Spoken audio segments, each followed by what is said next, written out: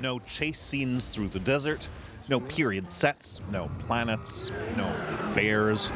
Just a room. How hard could that be to design? One room for only 2 actors and 70 crew members. We're rolling! Montreal's Ethan TOBMAN designed the set. I started by doing research on everything from Auschwitz to favelas to micro apartments in Tokyo and Hong Kong to the American penal system.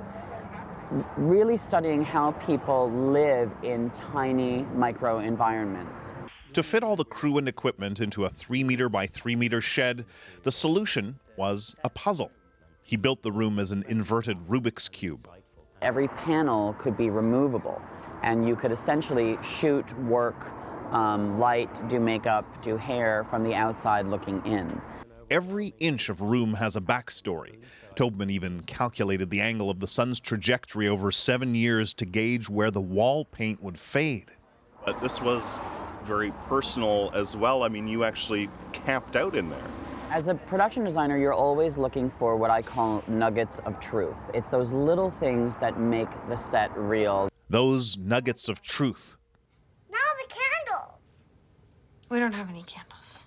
That's what BRIE LARSON was looking for to help her play a woman who'd been abducted, held captive, and raped for years.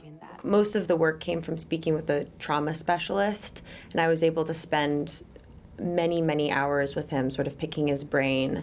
This brain, American psychiatrist John BRIERE earned his PhD at the University of Manitoba.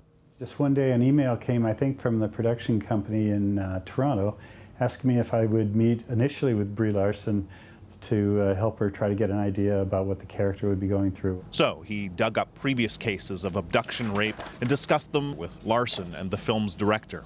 One of the effects of the consultations was to allow him to see more directly how